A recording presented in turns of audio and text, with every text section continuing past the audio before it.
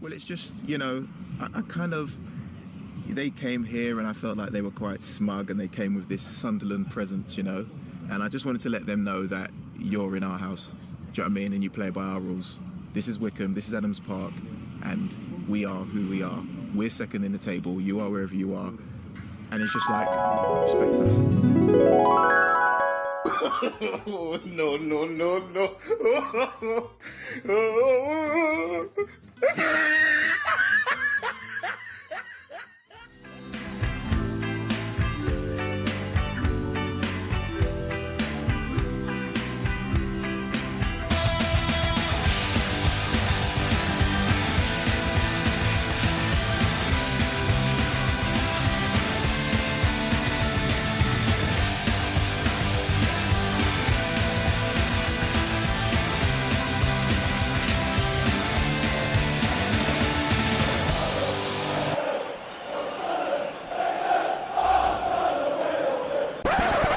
Welcome back to another Mackem in the Middle podcast and another podcast recorded after a Sunderland win in the league, of course. It was against Wycombe Wanderers at home on Saturday in a game that did end 3-1 to the hosts. And I'm joined by Kyle once again at 7:30 in the morning. How are you getting on? I'm doing just great. It sounds like a little bit better than you. You said you got that headache going on, but hopefully it'll be a good headache after yesterday's performance. So yeah. And obviously, it's another win. I think that's 4 out of 5 now for the season. Obviously, the one game that isn't a win was the Burton game, where obviously we recorded a podcast after and we discussed how we didn't actually win it. But 5 games into the season, there's so many positives to take out of it. And I think it was after the last podcast we recorded, I was talking about how we need to win games because we earned the win, as opposed to getting a penalty or a deflection or a bad refereeing decision go our way. And yesterday was certainly one of them wins where we battered Wycombe, we got the goals, we took our chances and deservedly won the game. Yeah, and I think looking at the schedule, everyone kind of looked at this first August slate of games, right, as kind of like chapter 1, so to speak, and we get to see the new players and see Johnson. And I think today was kind of the apex of that. We get to the end of the month, a really grueling month if you really look at the teams that we've played. And I think we just played our best football yesterday. Right. So just great signs. Now we got a little bit of an international break, which I'm sure we'll touch on and stuff. But awesome performance yesterday. Just I couldn't get enough. Everybody was on the same page. Nobody was trying to do their own thing. They're all playing into a system that seems to be working very well at the moment. Yeah. And I suppose, how obvious is it now? Obviously, Lee Johnson was here last season, and some performances weren't great. We still got the results. Some performances weren't great, and we didn't get the results last season. How much of that do you think's become apparent this season down to the fact that there was no pre-season last year? The training was limited. They had no time to really work on the way they wanted to play. And I think from the game yesterday, the one thing that I noticed the most, I'm not sure if you really noticed it on the stream, but I think it was in the first half, Wycombe tried to play it out from the back. I think it was their left back in the left corner of the pitch, took a very heavy touch. And within seconds, there was 3, 4, maybe even 5 Sunderland players around them, pressed them, won the throw in. And you didn't really see that enough last season, did you?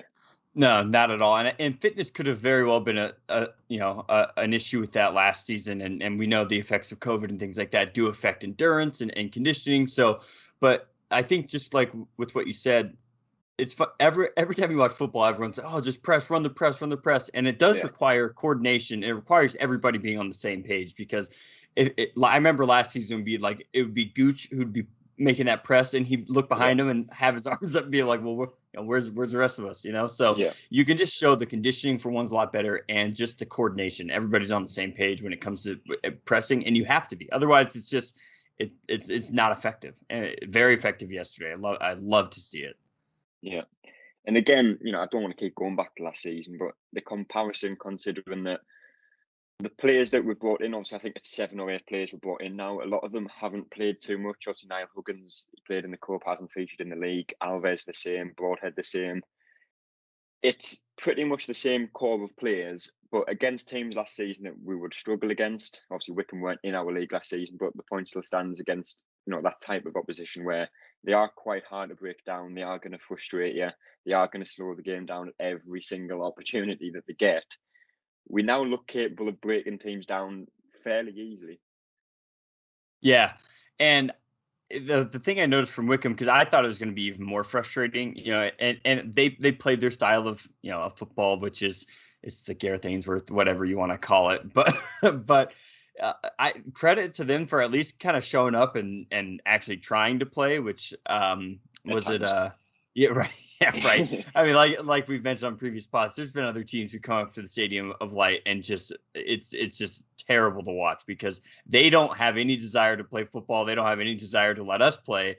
At least credit to Wycombe. They did come out those first 10 to 15 minutes and really put it to us. And credit to the lads to really absorb that pressure. And I think that's what it's all going to be about. Those first 10 minutes, we might not be scoring first, but it's all about getting set up, not getting pushed too far out, not getting caught up in their boxing matches, which they were trying to pull off yesterday, and just play smart. And it's all about the system, and it's all about Lee Johnson now having a full off season to get everybody bought into the vision. Brought in a lot of players who all have very high motors, just always running, seemed endurance wise, and same with Daniel and Embleton who had been there. But yeah, it's all buying into the system. And yesterday, I think was the best display of that. Yeah.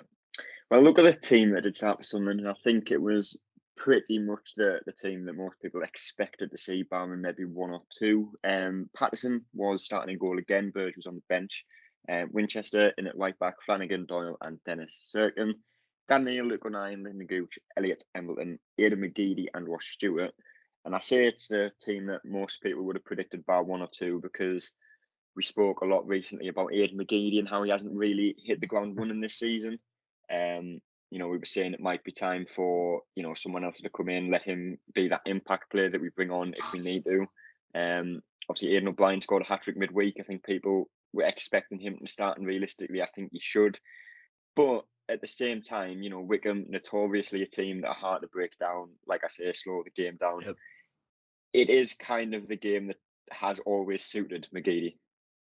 Yeah, and I think both McGeady and Gooch was the other one that we also had said just hadn't really been on in form lately. They both showed up yesterday and played, I think, very well. Played just well within their game. They weren't trying to do too much. They were much quicker with their decision making, which you could see just the layoff passes, the give and goes, things like that. And I think it's starting to slow back down for McGeady, which is in a good way, as in he's not thinking 100 miles an hour. He's just able to kind of view the pitch and view what the best option is, and same with Gooch as well. It was good to see them both kind of shut us up so we don't have to keep clamoring for them to be chopped and changed. But yeah, I think the starting 11 is exactly what it's a little rough on O'Brien, sure, but good for O'Brien. Seems like he's got a great attitude about it, and he just knows that whenever his name's called, he's going to go out there and give it 110%, which is exactly what he did yesterday. Yeah. And just touching on O'Brien, obviously, I was going to mention it as well, but he scored the hat-trick against Blackpool midweek. Two very good goals. One goal that was a huge deflection, obviously. It is, if you're O'Brien in that situation, do you potentially think, like, what more do I need to do to get in the starting 11? I would think so. And I know he was interviewed after that Blackpool match, and where he just said he has confidence in himself, and of course he wants to play, but he also understands that it's about being a professional, and sometimes you have to put the team in front. He's going to have his opportunities. I mean, we are only 5 games into a 40 something game season. He's going to get his opportunities, but it's about being in the right mental headspace and the right fitness and the right attitude to come in whenever his name is called, because it could be due to injury, hopefully not, but you never know when he's going to be coming in. So the fact that he has that mentality just to know, hey, whenever my name does get called, I'm going to go out here and I'm going to prove to Lee Johnson that I'm going to score another hat trick, or I'm going to get goals, which I think is very important to have in a backup, I guess, striker. Would he backup attacking player, I think would be the best way to put it for him. He's played in a lot of positions when he came on as a sub, hasn't he? Yeah. I remember, I think it might have been the Wigan game he came on, and he seemed to be playing in like a Grant Ledbetter role. Yeah, so they're very versatile to have. And I think it's whenever substitutions come around, he's always going to be the first one off. Because I think he can play in those multitude of positions. If we need him to help back a little bit, he's a big, strong kid for the most part. And I say kid, he's probably like 20. I think he's like 26, 27. So it's a great luxury to have on the bench. Obviously, he wants to be starting, I'm sure, but as long as he just keeps the right mentality and the right attitude, it's great to have on the bench as of right now. Yeah. Well, the first half did get underway, and obviously we'll get on to the goals and the different incidents in the game. But looking at, I suppose, the first 10 minutes or so, it was very sloppy from a Sunderland point of view. You know, the passing was off, the pressing wasn't really there. Wycombe were putting the pressure on, and it could have been a very different game had Wycombe taken the chances that they had in them opening 10 minutes. Without a doubt, and the credit to the crowd too, because they came out and they made some noise, and I think they were the ones who kind of galvanized the team. You know, after those first few minutes of getting hammered, they were able to settle in. You know, not make the critical error. A lot of you know, to use a cliche, it's kind of like that bend but don't break. You know, we're absorbing that pressure, but as long as we're not making the critical error, whether it be an early yellow card, an early red card, God forbid, or give up like an early goal, we'll probably see that more often. It is hard, you know, if a team comes up to the stadium light and they just decide they're going to go balls to the wall for the first 10 minutes, it's our job to just kind of tuck in a little bit, tighten up, and that's going to set the tone for the rest of the game. So as long as we don't make that critical error or anything like that, it's going to happen. Teams are going to come. I would rather a team come and actually want to play in those first 10 minutes than just immediately start just wasting time or just long balling it and things like that. So I think we handled it just about as well as we could have. Yeah. Well, Sam Vokes did have a couple of chances for Wycombe. I think it was one very good chance. He put a header over the bar from, I think it was something like 5 yards. Like I say, it was a bright start for Wycombe. But I think it was 13 minutes in, Sunderland did take the lead, possibly against a run of play at the time.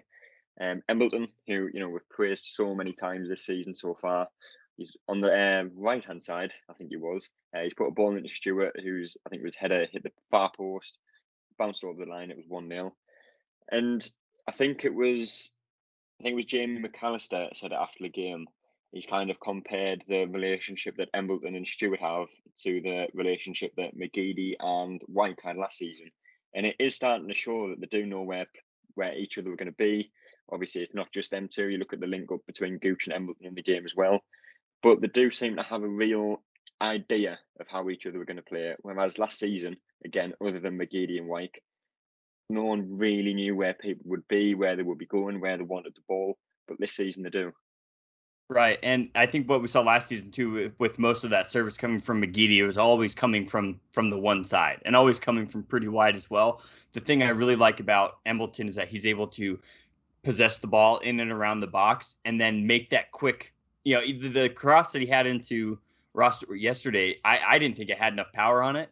But you know, Ross was on the same exact page as him, so he was able to generate his own power and perfectly place that ball. You know, it totally fooled the keeper. The keeper, I think, thought he was going to go back post, but he went, you know, back to kind of where the service came from. So it's nice to see these service come from different areas, different points of attack, because as a defense and as a goalie, it's a nightmare to try to figure out where that ball is going to come and when it's going to come. So Embleton, while they have a similar relationship as McGeady last year, it's so much more dynamic. So it's fun to watch. Yeah.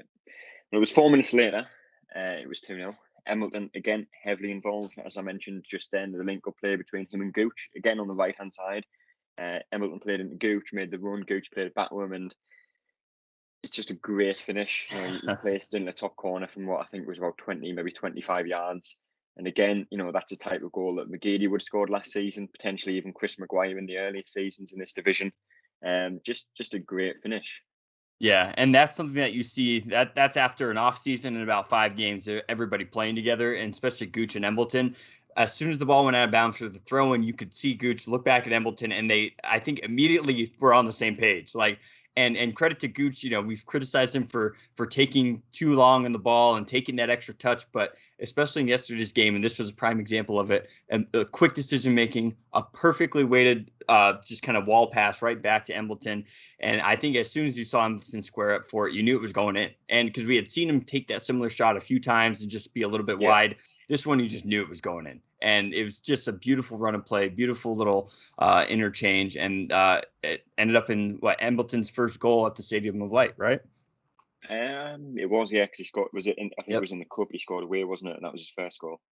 Yeah. So I mean, it's just, you can just see, and the way everyone celebrates, and I know it seems like a lot, you know, not that much to ask for, but you can just see everybody's togetherness and everybody smiling, happy, and just, you know, there's no there's no just individuals on this team. Like everyone really seems to be playing together, really bought in and rooting for each other's success, which it just makes it all the more fun to watch. Yeah, and I think the one thing that I like the most about that goal that Embleton scored, it's similar to the one that he scored. I think it was against, was it against Lincoln? No, it wouldn't be against Lincoln. It was the playoff semi-final for Blackpool last season. Anyway, yep. I can't remember who it was against, but it was a very similar goal. Obviously, opposite side.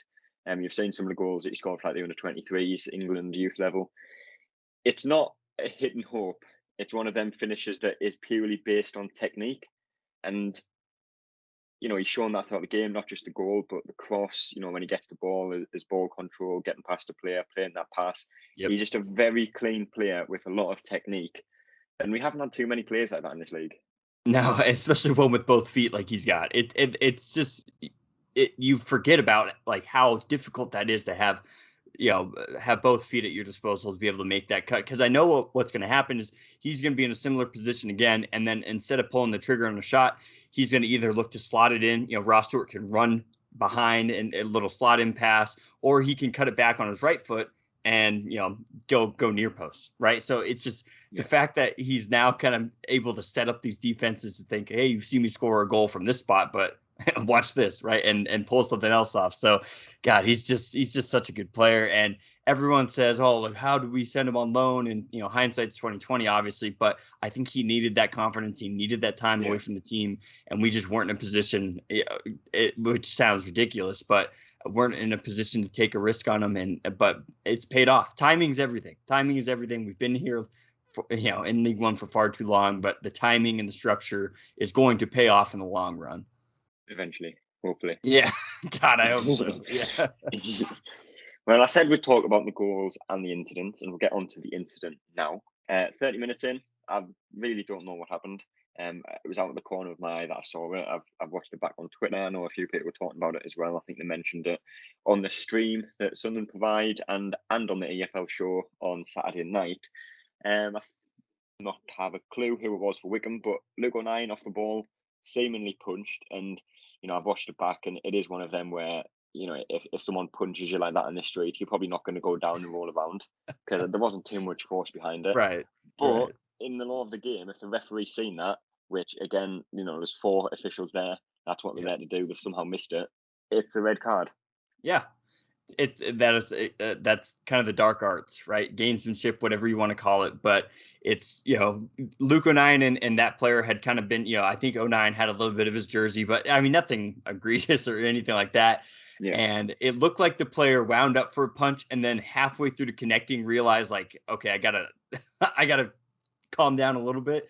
And so the punch, I don't think delivered a whole lot, but no, I mean, credit to O'Nien, that's what you want to do, because if it worked out and that did end up in a red card, then, well, there's our advantage, right? That's almost just as good as a goal at that point. So it was one of those, it got, a little bit of a meal of it, I think, but that's just what you're kind of expected to do, especially in League One. Have we had our fair share of incidents where players really make a meal out of our tackles and things like that? I mean, my God.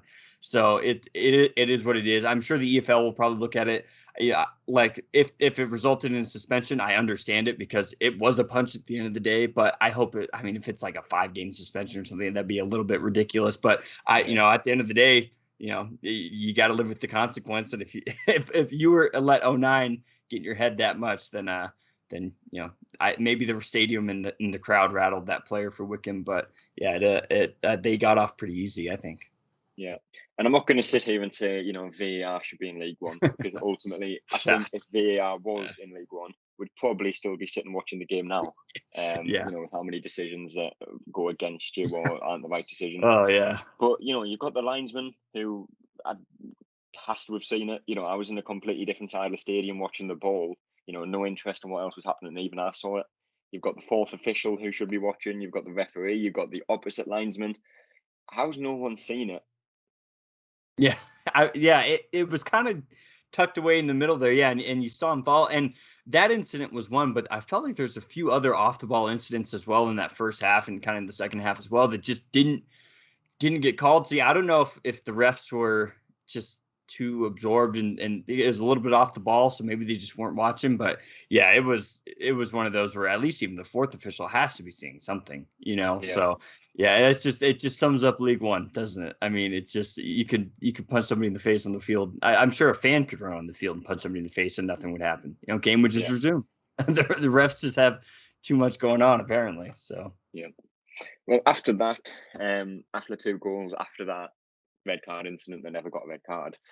Sunderland did kind of drop off a little bit towards the last stages of the first half, and Wycombe did start putting the pressure on, but again, didn't take the chances. Gareth Ainsworth, after the game, he talked about that, just how Sunderland were ruthless when they got the chance to tackle them. Wycombe didn't, and so they went into half time 2-0, and I think it was about 3 or 4 minutes into the second half. It was almost 3. Winchester, who we'll get onto pretty shortly, again getting very high up the pitch, carrying the ball forward.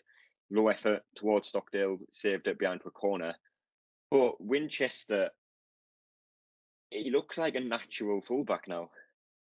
yeah, and the way he's able to support when we're attacking, I think that play that you're talking about in the second half, and he almost had a nice little shot on goal. We had about 7 players in or around the box at that point, and that was the first thing that jumped out to me. And when you have that many players occupying space, that's going to leave somebody like Winchester to kind of roam that outer area of the box, and if he gets the ball, he's going to have a wide open look. Not necessarily a surefire goal, but at least a shot on goal, just like he had yesterday. Keeper kind of spilled it out as well, but that's the biggest change I see, is that we have so many more attacking minded players now that are in or around that box, occupying space, occupying a defender, and to have somebody like Winchester just play that rover role and kind of the support on that back post from his defensive position, it slots him perfectly. As of right now, it's working fantastically. Can another team in League One possibly exploit that? Sure, maybe, but I think they have so many other facets of our team to worry about that Winchester's not going to be the one that they look at and say, well, we need to make sure this guy, gets shut down. So he's been just so great to have in that position right now. Yeah. But again, similar to the first half, it kind of happened in the second half as well. Sunderland started to drop off a little bit, as the game wore on. I think it was about the hour mark or so. I was kind of expecting a few changes to be made. Huggins, Alves, Wright, Broadhead, the whole bench really were warming up, but didn't really make any changes. And I think, luckily for us, Wycombe just didn't take advantage of the tired legs, didn't take the chances that they had on goal. But 15 minutes before the end, Ross Stewart killed the game off. And again, we've mentioned this player so many times. We've mentioned both of these players so many times. But again, Dan Neil in midfield, excellent on the ball. He's played a through ball straight through to Ross Stewart on his left foot, and he's fired it into the roof of the net. And it's just, he scored that header. He scored a goal on his left foot. He can score on his right foot. There's just so many options going forward now. And just credit to the scouting team that brought him in, because and maybe they didn't even realize this, but to see that somebody, because I think he's about 26 as well, roughly in that age, and to see him continue to get better is so cool to see, and just he's put in the right system, and he's the ultimate team player, exactly who you want as a striker. And in that build up too, there's a little bit of a kind of a ping pong effect in the middle, and Elliot Embleton ended up with the ball and he saw Neil making that run and just laid off just the perfect little give me pass so that he could split 2 defenders, and immediately Neil was up and away. And you just love to see that attacking intent. And then to have Gooch on his right-hand side, and I love how Gooch runs with his arms open. It's just, lad, if you just run pumping your arms, you're going to get there quicker. Like, that's just going to throw you off. But that was nice, too, because it made sure that the defenders couldn't double up on Ross. So, even though Gooch didn't get the ball, he was still he still played a part in that. But then the touch by Ross Stewart as well, a nice way to pass from Neil, and he was able to just take it right on his left and push it just a little bit past the keeper, and then put it right in the back of the net. Just what a goal from that run of play. And that's exactly what we've missed in the past with that cutting edge to finish off a game. That is the type of goal that finishes off a game. Yeah. And I mentioned technique when I was talking about the Embleton assist with Stewart's first goal. And again, it stands for Stewart's second goal.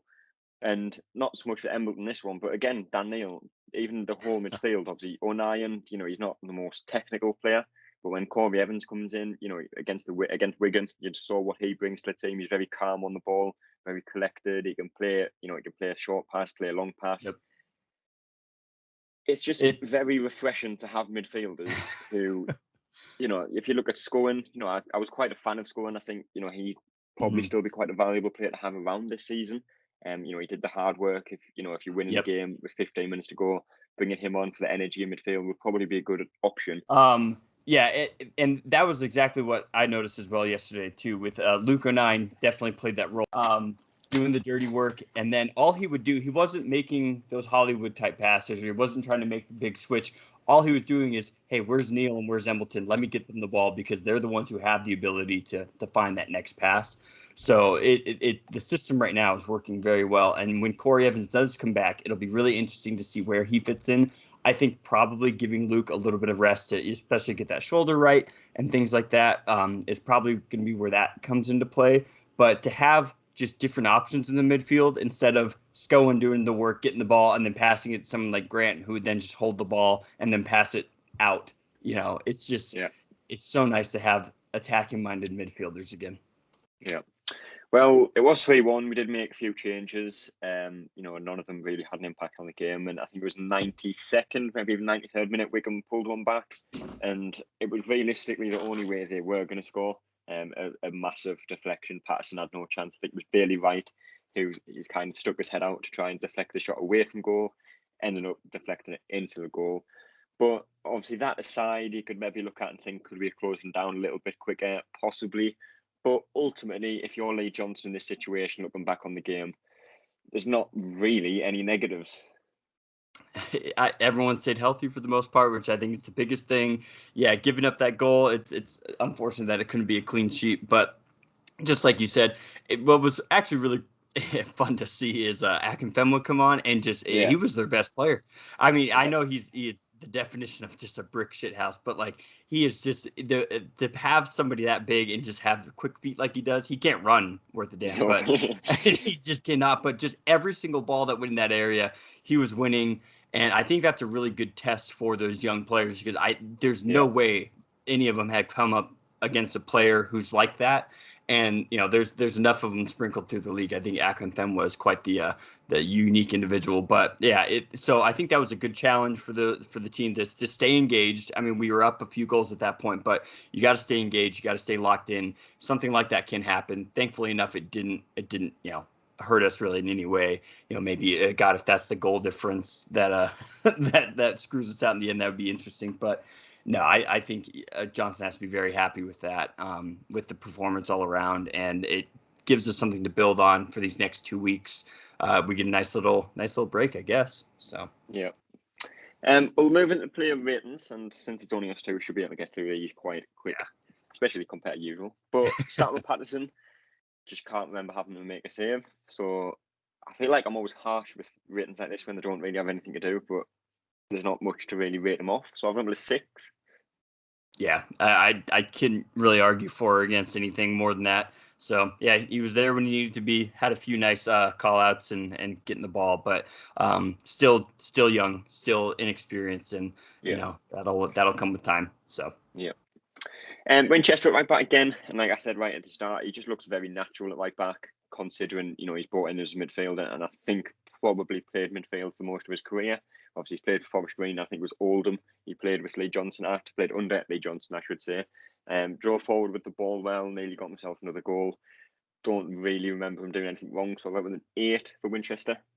Yeah, I'd say maybe a 7, 8. I mean, 8. Yeah, that's pretty good as well. But he's always where he's supposed to be. Just like we mentioned for that that shot he had on goal, he was perfectly positioned, perfectly spaced out to receive a pass and put a decent shot on goal. So yeah, I couldn't fault him for anything. Always in the right position. I would say a 7 just because I don't think he nearly did enough to get an 8, but I couldn't fault you for giving him an 8 either. I love watching him play. He's so fun to watch. Yeah, you can tell he's really thriving as well with the crowd there, isn't he? Just enjoying it. He's just really enjoying the moment. And I think for someone like him, a little bit longer in his career, but he's never had the opportunity to play really in front of a crowd like this. And so good for him. Good for Johnson to bring it to kind of identify that and bring it in. Yeah. Tom Flanagan again. he's been outstanding this season, and again yesterday was excellent. Didn't do anything wrong, kept it simple, and I loved that tackle in the second half. Yep. I didn't mention it, but that was a great tackle in the second half. Was a foul, probably a yellow card, but I really enjoyed that one. So again, I went with an 8 for Flanagan. I think 8, yeah, without a doubt. And we always talk about it a little bit, but just his improvement over the last few years. I just remember how much I despise seeing him in the team sheet, and now he's one of the first names on there, and he's leading that team, leading that back line. Yeah, I think an 8. His patented tactical foul, as I like to call it, midway up the pitch, and just making it count. If you're gonna foul hard, make it count. Get a card out of it. He did have a little bit of a stomp thing as well, but luckily that didn't go called, so I think we're okay there. Yeah. Alongside him was again Callum Doyle, and I went with a 7. I thought he played the ball okay at times. He loved that long ball. I think there was one time we kept possession for, I think it was like a minute or so, and then played it out wide to Gooch. He loves that pass, and he can execute it very well. When Akinfenwa came on, I think you could see his kind of inexperience a little bit. There was a few little niggly fouls here and there that he was giving away, and he never really got near the ball when he came on. But again, I think he's 18 years old, possibly younger. So yeah, I think he turns 18 December, is from what I understand. Yep. So that's going to come with the game. He hasn't played senior football before, and he's never played against Mackem before, like you said, and probably never will again. Obviously, apart from where we play Wycombe, their players. Right. But 7 out of 10 for me. Yeah, 7 out of 10. I totally agree, and it's just funny to see him in Akinfenwa because it has to be one of the youngest players in the league versus the oldest person in the league.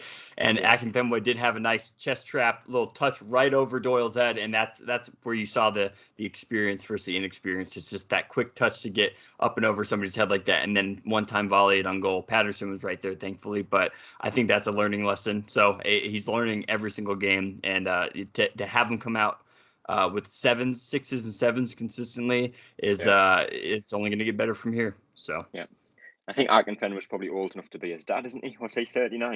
Easy, yeah. So he was 22 when Callum was born, something like that. Jeez, that's wild. It is. That's what League One is for. It is, isn't it? There's quite a few old players in like the lower league as well, isn't there? I think there was one playing. I think it's Newport. I think he played for. I can't remember his name off the top of my head, but I think he's like 44 years old and scoring goals. I can't think of his name now. I'm gonna have to look that out after this. Do you have any idea?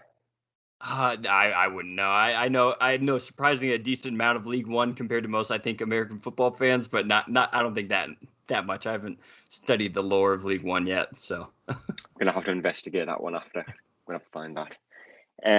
But Dennis Serkin, again, he was back into the team. Started against Blackpool and don't think he played. At least started the game against Wimbledon. I think Neil came back in there. First half, again, you can tell that he's still a young player that hasn't really had too much first team experience. Held his own. Some of the passing was a little bit off, and I think a lot of that was partly down to McGeady just not being possibly where he should have been at the right time. But second half, as the game went on, he held his own, improved. One thing that I think he does need to improve is crossing in the final third. I mean, that was something to be believed. But I went with based on the first half, I would have went with a 6. Second half would have been a 7. So I'll go with a 6.5. First half rating of the season.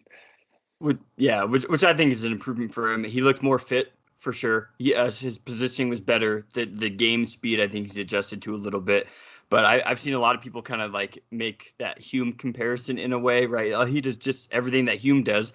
I think even to a fault because Hume couldn't deliver across to save his life either. So I don't know what it is with our left backs and just keep your head down and just drive it across the middle. But that at least is something that can be developed over time. He's still young. We got him for a few years now. So, hopefully that cross will come. And luckily, we're not dependent on that cross for goals at this point. So, yeah. Moving into midfield, Dan Neil once again started, once again impressed. He's just a class act, on the ball. His class, his work rate is, it matches his ability. So 8 out of 10, Dan Neil. Oh, yeah. Yep. Just oozes class. It's just he's just such a spark, and it brings such an added dimension to this team that we had been clamoring for since we got down to League One. And like I said, it's just one of those things with timing. I think his time as the captain for U23, if I'm not mistaken, has really groomed him for this role, and now he's able to step in. He's not intimidated. He's not, in over his head by any means, and he just continues every single game to get better. And he's got to be one of the first names on the team sheet as well. And good for him. He wasn't necessarily in the starting 11, I think, to start the season, but he has seized every opportunity that he could, and good for him. So 8 easily. And I think it's 18 months left on his contract. I think Embleton might be something similar. Obviously, he signed a new contract when he went out on loan. But I think, I could be wrong on this, but I think it was only a 1-year extension. But it is very important that they get sorted pretty quickly.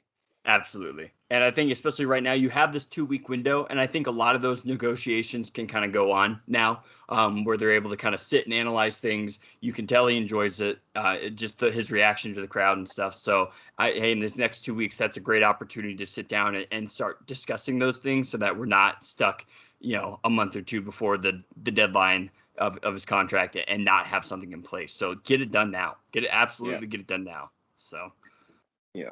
Moving on to another midfielder, Elliot Embleton.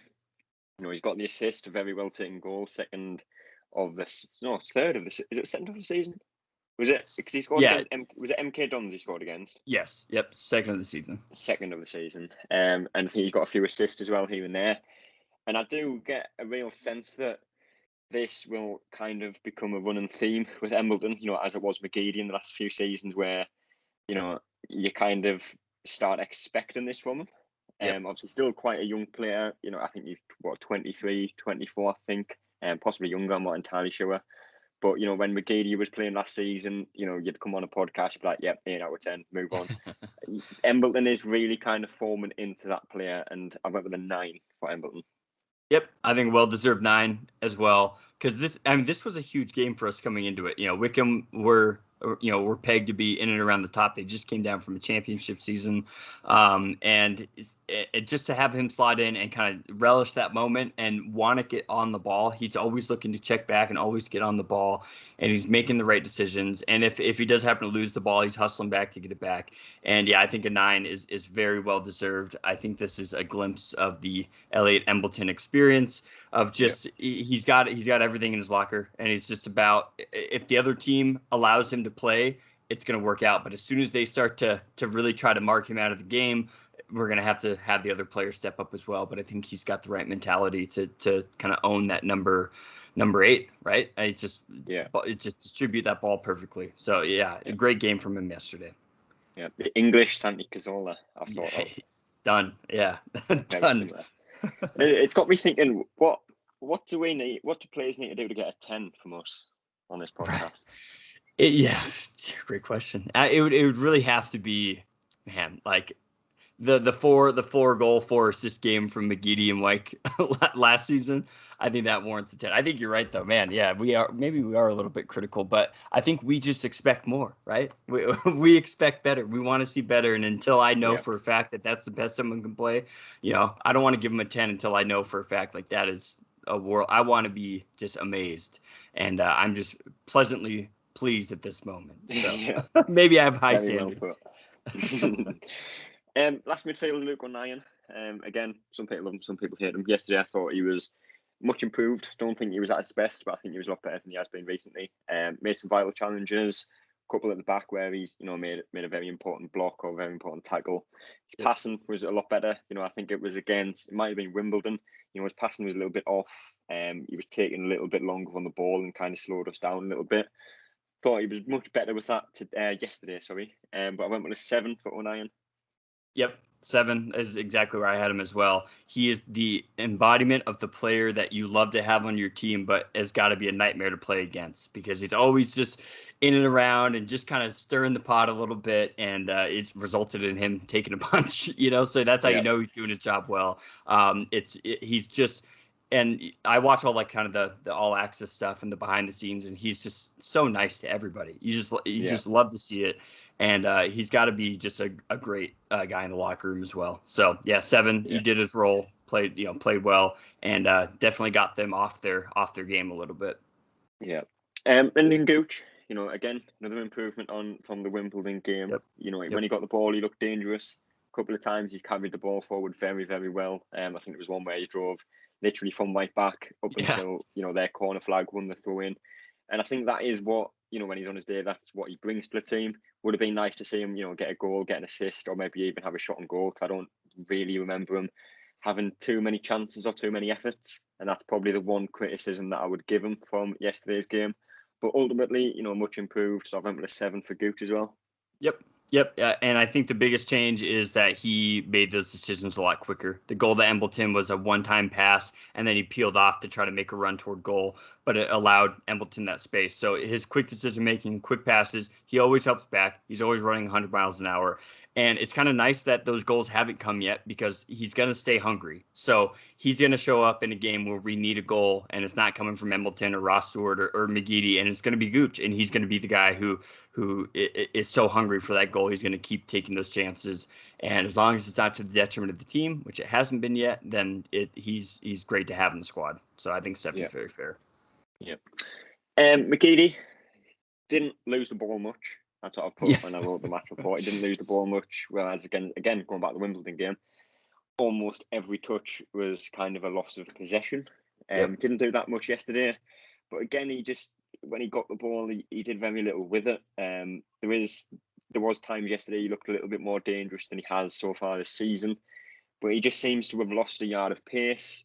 Again, don't know whether that's down to the fact he hasn't had a full pre-season, didn't really feature too much in the pre-season games, or whether it is just a case of age catching up to him, which we did kind of allude to in the first podcast of the season. Still holding on to the hope that it is just a kind of a fitness thing as opposed to anything else or a form issue. But ultimately, didn't do anything particularly wrong, but didn't do what we know McGeady is capable of. So I went with a 6. Yeah, I think this is like a base card McGeady, if that makes sense. Like this is just like nothing special. He didn't have any of the special moves or anything like that. It's just like a standard Aiden McGeady, never too high, never too low, making the right decisions, quicker passing this time. He did help back a few times as well, which is really good to see, helping Sirkin out there. Maybe him and Sirkin just haven't quite developed that relationship yet. But I mean, we saw it last season. I mean, he missed over half the season due to God knows what with Parkinson, but all of his goals and assists obviously came later in the season. So maybe it's one of those things he's going to have to work into the game, work into the season a little bit. And if anyone's allowed that sort of time, I think it's going to be Aiden McGeady. So we'll just continue to watch. But yeah, I think it was just kind of the base Aiden McGeady today. Yeah. Do you think it could be a case of he's missing playing with Callum McFadzean? I think McFadden just made him so mad that maybe he's like, fine, I'll do it all myself because apparently I have to. So yeah, I definitely think you're right. Moving on to the last player, because the substitute that came on literally did very little apart from Bailey Wright, who headed in his own goal. But Ross Stewart again, his work on the ball, off the ball is just incredible. And he always wants to do better as well. I think there was one time he lost a header to their centre half, and Lee Johnson was, I don't want to say fuming, but very kind of aggressive, but in like an educational way kind of thing. Being a coach. Being a coach, and trying to get the best out of him, even when he was having a very good game. And that really played into the second half where he was improved. He won a few more headers, and his first touch is excellent. His finishing's getting better and better with each game. There's just nothing that he can't offer at the moment, and God forbid if he gets an injury. But luckily, White I think stayed fit for most of the season last season. So hopefully Stewart can as well this season. But 9 out of 10 for Stewart as well. Yeah, and I think positionally, because he gets to the spot quicker than I think Wyke did, he's not taking these really hard tackles. I mean, Wyke, I felt like a lot was doubled over last season, and because I think he was trying to kind of body up and things like that, which is a physical toll on your body. But I think Ross is just so quick and just like fluid with his motions, and you saw it on that run too. And he had a few others where his burst of pace and change of speed is just incredible, because it takes him 1 to 2 strides and he's at top speed because of those long legs of his. So yeah, he's he's just the catalyst to kind of how we can score goals and unlock more opportunities for this team. So I think a 9. Played fantastic, just a great finish too to get both of those goals. As close to a 10 as I can say, but like we like to say here that we always expect more. But last thing on a striker, did you see that according to the Sun that Grigg is off to Doncaster? Doncaster, yeah. I'm waking up, get my morning news, so there you go. So another striker off the books. So that a little bit more pressure on Stewart to stay healthy, but until now, I mean, he's just so cool. He's just such a cool player. He's exactly what you want. Yeah. And I suppose with Greg going as well, it'll probably leave a space for another striker to come in. Obviously, Jefferson is linked on and off with Sunderland. I think Sheffield United wanted to loan him to their feeder club, I think it is in Belgium. I think they have already signed a striker. But if they can bring in another striker with, the same kind of attributes, maybe a young Premier League striker, whether that is Jefferson or not, that can surely only better his game as well. Puts that little bit more pressure on him, makes him, if I want to stay in the team, I'm not guaranteed to stay in the team because he's behind me. It just makes him, that little bit more wary of how he needs to perform. Yep, and it'll just keep pushing him to score those goals. Yeah, because that's the best way to stay in the team. Stay in the team is just keep scoring. So no, I agree. And what the window closes is on the 31st. Is the last day of the month that the transfer window closes. Yeah, I think that's Tuesday, isn't it? Yeah, Tuesday it is. Yeah. Cool. So well, hey, what's that? 3 days? Yep. Looking forward to it to be over because it's just the rumor mill season and all these transfers and Twitter rumors. It's just the worst. It's just the worst. So just bring in Mbappe. We can, Mbappe's got a lot to learn from Ross Stewart. Haaland. Yeah. I mean, I guess if we can bring them in both, then I guess we could probably let's try to swing that. But now, until then, I think somebody called Ross Stewart the Highland Holland, which I absolutely loved. Quite a few nicknames now. Yeah, it's just there's no better way to endear yourself to a fan base than have multiple nicknames. So I love it. Yeah. Man of the match, I think we both went with a 9 for Embleton and Stewart, but I'm going to make you pick one. I'll give it to Embleton. First goal at the Stadium of Light. That's a big deal, big milestone for him, and I hope it's just the first of many. And he was involved in everything that we did to study. Even like I said, for that second goal or third goal, the one to Ross Stewart, he was the one who just kind of perfectly laid that pass to Dan Neal, who was just already full sprint, split 2 defenders, and led to the goal. So I'll give it to Embleton. I think it's well deserved, and hopefully the first of many. Yeah. Well, next game was Sheffield Wednesday and got postponed, which is annoying because that was the first away game of the season I had planned to go to. Yep. So I think the next game is Accrington at home. Who are they? I don't know. Yeah. And then I think the next away game is Fleetwood. But between now and Accrington, I think it's a 2-week break. A lot of time for some of the players. Obviously, Niall Huggins, Sirkin, Doyle, they're all on in national duty, so not necessarily them. But you've got the likes of Broadhead, who just came in, hasn't really had too much time to train. It's a good time for Johnson to kind of get the team together, work on ironing them little mistakes out here and there, and realistically just come back stronger after the break. Yep, get healthy. I'm sure there'll be a few behind closed doors matches for those fringe squad players as well, and then whoever else we bring in. But I think the break does come at a pretty good time. Usually, you just want to keep kind of rolling in, but we had the first month of football, and like I said, I think it was encapsulated and really climaxed today yesterday with that performance. So I think we're going to be able to take that, analyze kind of what we did well. And I think it comes at a good time, gives everyone a little bit of a rest, a little bit of a breather, heal up, ice up those knocks. And like you said, come back stronger. And I think we got the hardest chunk of our first few months out of the way. I think this was looking at that schedule preseason. It was tough to, if we would have been sitting here saying that we're going to win 6 out of 7 and 4 out of 5 in the league to start that, if I have my math right, then, or 5 out of 6.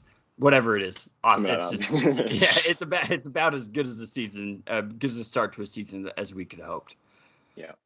Well, that is the time we have for today. Again, Kyle, appreciate you coming on. Like I said, I promise I won't have anything better to do at 7:30 on a Sunday morning, and if I do, then something's wrong. So yeah, either that or we've lost. Yeah, exactly. Yeah.